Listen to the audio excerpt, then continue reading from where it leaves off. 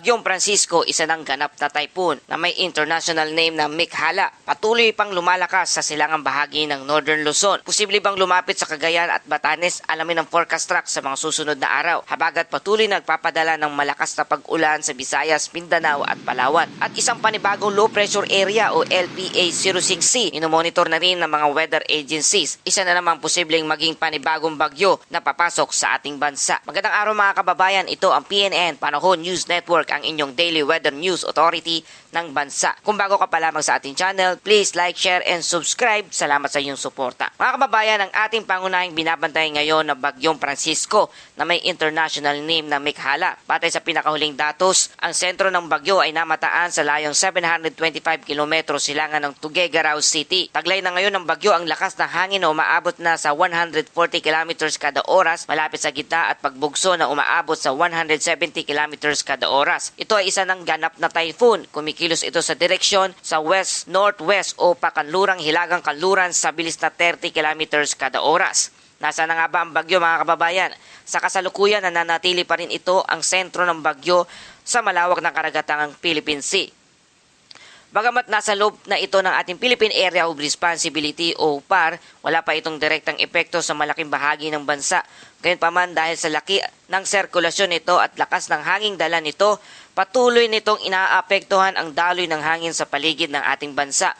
Narito ang mas malalim nating pagsusuri, inaasahang galaw ng Bagyong Francisco. Sa loob ng susunod na 24 oras, inaasahang magpapatuloy ito sa direksyon ng west-northwest habang nasa silangan ng Cagayan at Isabela. Habang papalapit ito sa silangang bahagi ng PAR o PAR, magsisimula ng maramdaman ang impluensya ng subtropical ridge na nasa hilagang bahagi ng Pasipiko. Ito ang magsisilbing steering mechanism na unti-unting magpapaliko sa bagyo. Pagsapit ng susunod na 1 hanggang 2 araw, inaasahang magsisimula na itong lumiko pahilagang kanluran o northwestward. Pagkatapos nito, posibleng magsagawa na tinatawag na recurvature. Ibig sabihin, sa halip na tumawid sa kalupaan ng Pilipinas, unti-unti itong liliko pahilaga at pagkatapos ay pahilagang silangan patungo naman sa direksyon ng Ryukyu Island at Southern Japan. Sa kasalukuyang forecast scenario, mababa pa rin ang posibilidad ng direktang landfall sa anumang bahagi ng bansa.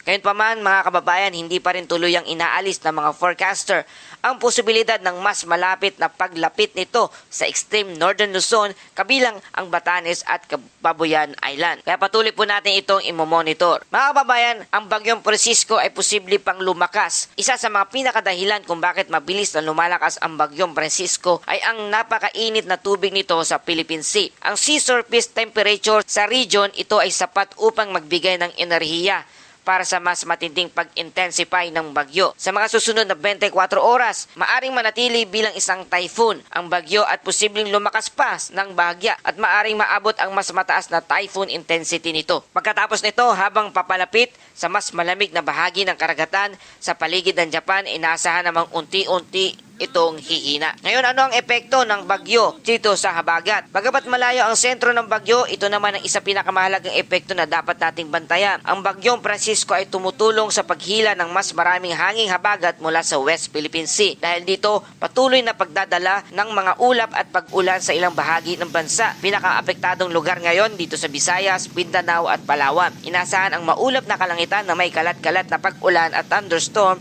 at may posibilidad ng flash flood at landslide lalo na sa mga bulubunduking lugar at sa mga mabababang lugar na madaling bahain. Samantala mga kababayan, isa pang minomonitor na rin ng weather agency ang panibagong low pressure area na tinatawag nating LPA 06C. Sa kasalukuyan, mababa pa ang tsansa nitong maging ganap na tropical depression sa loob na susunod na 24 na oras. Napakalayo pa nito sa ating bansa. Sa ngayon ay wala pa itong direktang epekto sa ating bansa. Ngunit tulad ng lahat ng tropical disturbance, patuloy itong babantayan dahil maaring magbago ang kondisyon nito sa mga susunod na araw. Maaring mas lumakas pa ito at maging ganap na bagyo na kung saan makikita natin maaring pumasok ito sa ating PAR anumang araw. Sa kalagayan ng panahon sa buong bansa, sa Visayas at Mindanao kasama ang Palawan, makakaranas ng maulap na kalangitan na may kalat-kalat na pag-ulan, pagkidlat at pagkulog dulot ng southwest monsoon o hanging habagat.